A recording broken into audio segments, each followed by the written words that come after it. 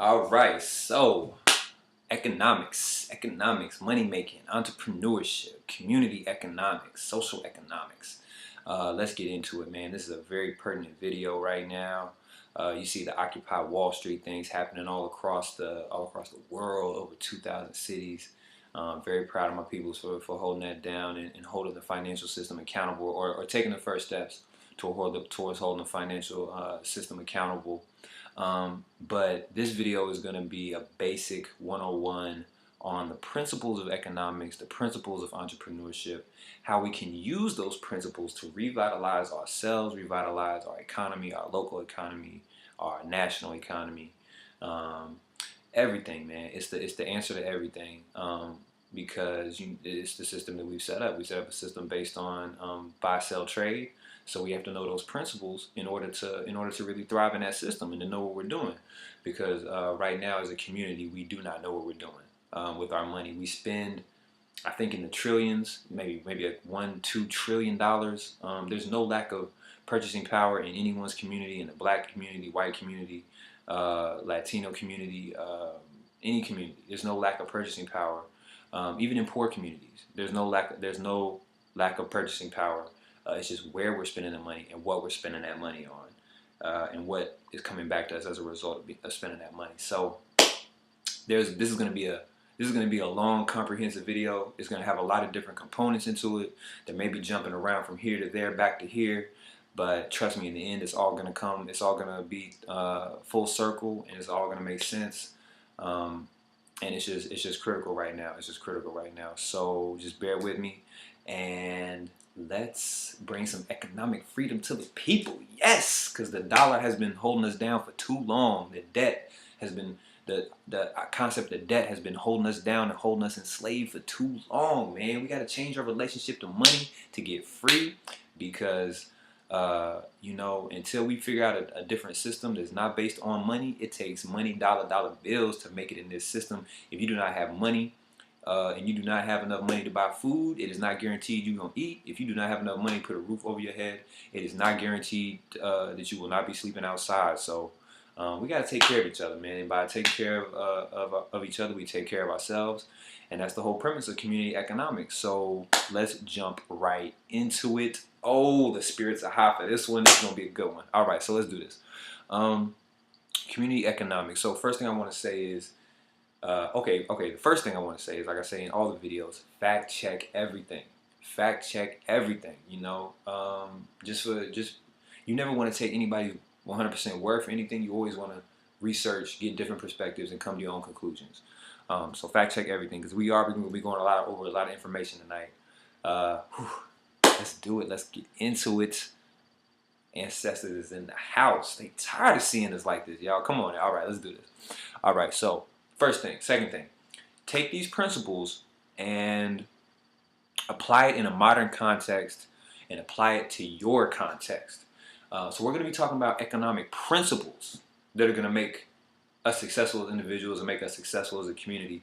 But we're going to be talking about some historical principles. We're going to community economic principles, some theoretical economic principles. So it's important that you take the theory and put it into action, and you put it into a context that's going to work for you, right? So I'll touch on that a little bit more as we go on, but I just wanted to set that standard that you have to take these principles and put them into the modern context, 2011, and wherever you may be at, and also your context, your personal situation, your finances, your resources, your network, your immediate environment. Okay, so that's that. Let me see. So the biggest misconception, or the biggest thing that needs to be known about community economics, and let's define it first. Community economics is an economic system that in theory and in execution provides for the greatest benefit of the most amount of people. Provides the greatest benefit for the common good. Okay, that's what we're talking about. We're talking about community economics. And so the biggest thing to understand is that what is good for the community will be good for the individual. as the community thrives, so shall the individual thrive, who is a part of that community. Okay? So, if you're a regular human being and you want to see other human beings do well, other good people do well, then this system is for you. But even conversely, but even the other side of that, if you don't want to see other people do well, no, let me not say it like that. If you're selfish and you want to see yourself do well, your best interest is to see the community do well so that you will also do well. So even if you're selfish, which you shouldn't be, but even if you are, your best bet to survival in these days and times is making sure the community is successful, because you will therefore be successful. You cannot lose when the community does not lose. Okay? You can only lose on your own. And you can't win on your own. So let's start making this math work. You know, what's good for the community is good for the individual.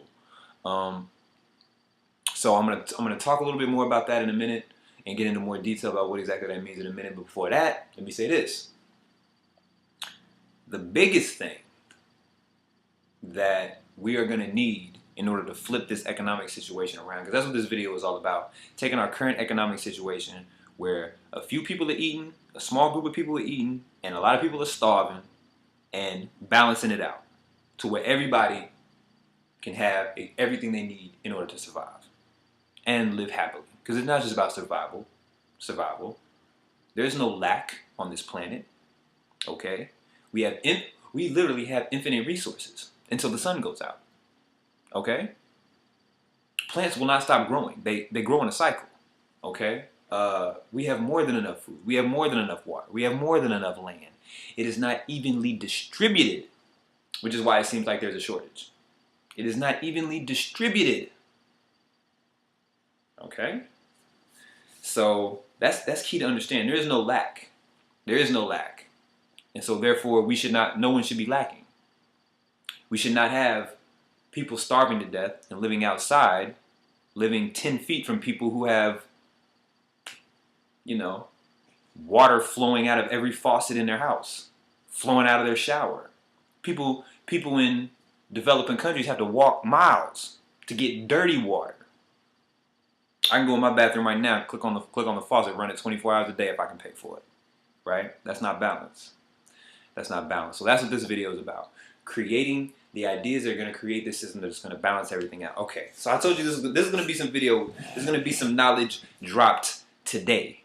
We are going to get into it, but please stick with it. It's very important. And let's live these principles. So I was going to say, now, the biggest thing that's going to have to happen in order for us to flip this economic situation into our favor and balance things out is that people's hearts have to get right.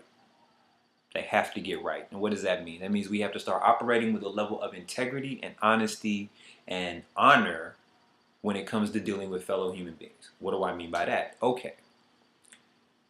There is nothing inherently evil or unjust about capitalism.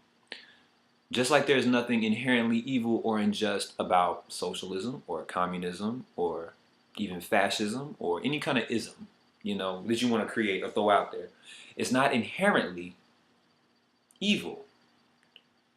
What's evil is the people who have control of it and who use it for personal use or for elite use. It's the people running the system that determine the nature of the system. If you have corrupt people, if you have the best system in the world, organized top to bottom, tight, no loopholes, if you have corrupt people running it, it's going to operate as a corrupt system.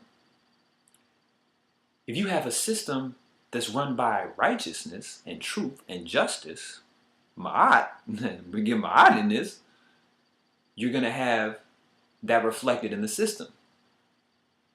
You see what I'm saying? So capitalism is not the problem. It doesn't matter how we organize the society. We can organize it in any number of ways, infinite number of ways. It doesn't matter. What's matter is we get ourselves together. Right? we got to get ourselves together, and we got to deal with people who operate with a high level of integrity. And we have to operate these systems with a high level of integrity. We can make capitalism work, we can make socialism work, we can make communism work, and everybody can thrive under any of these systems. Everybody on planet Earth can thrive underneath any of these systems if they are ran with a righteous intent. The best, the most best for the most number of people, do it for the common good. Period. But on the flip side of that, if it's propelled by greed and selfishness and the idea of lack, then no matter what system we put in place, it's not going to matter because the system is going to fail. Right? So before we even talk about economic systems that we can put in place, economic principles that we can put in place, none of that is going to matter if we don't get the heart right. If we don't start treating each other better, seeing each other differently, not as enemies, but as brothers and sisters. Or if we don't vibrate on that level, then at the very least, we have a common respect for each other. That's the basics. We got to get that. We got to get that. And I cannot emphasize that point enough, that no matter what system we put in place, if we do not have our hearts and minds right, it will not matter. It will end up the same way this system has ended up. But on the flip side of that, if we get our hearts and minds right, then no matter what system we put in place, we will be successful. Okay? So, now, that being said, oh my goodness. Energy is high on this one tonight. Let's get into this. This has got to be critical, man. So, as a community thrives, the individual thrives. What does this look like? What do we need? What do we need? What do we need? What do we need? We need a network of entrepreneurs. That's what this is about. Buying, selling, and trading does not work without the critical component of sell. Right now, we are buying. As a country, as a community. And when I say community, I happen to live in Harlem. You know what I'm saying? I happen to be part of the African American, quote unquote, you know, whatever label they're putting on us or we're putting on ourselves today, community, you know. But I see myself as part of a bigger cosmic planetary community. But at the same time, so when I speak, I'm speaking in that context, but you can put it into your context, wherever you may be at, whatever group you may think you're a part of. Because at the end of the day, another principle that we're going to have to get into is that it's not about, unfortunately or unfortunately, it's not about who you think you are or what you're a part of. It's about who can you link up with that is going to have that communal mindset, right? Because it doesn't matter if somebody looks like you if they're trying to tear the community apart. And you have somebody over here that doesn't look like you, who doesn't practice the same religion as you, who's not from the same part of the world as you, but he wants to see the community thrive. Who are you going to go with? The person who looks like you just because he looks like you, but he want to tear the community apart. This person that doesn't look like you, but they trying to see the community thrive. Okay, so that's another aspect of this that, you know, we're going to touch on a little bit later. There will be knowledge dropped tonight. It is going to get deep and it's going to go all the way. But anyway, what we want in any given community, wherever you may be at, is a network of entrepreneurs, right? And we already talked about this. There has to be a level of integrity. There has to be a level of honesty. And also when it comes to a network of entrepreneurs, which you in the community, what you want is quality products. Because I'm not going to come, even though you're a member of my community, I mean, I might for a little while, but I'm not going to keep coming to you and buying products if the quality is low. Because I'm making my money too. I want to spend my money on quality. You know? I might come to you once or twice, but if I see that it's of a low quality, that's bad business. That's bad business. I'm not going to spend money with you just cause off the strength. At least I'm not going to do it for very long. You know, so we need a network of entrepreneurs, but we also need the product that they produce and the services they produce to be of a high quality nature, competitive with what, you know, we're used to receiving. So let's get into part two.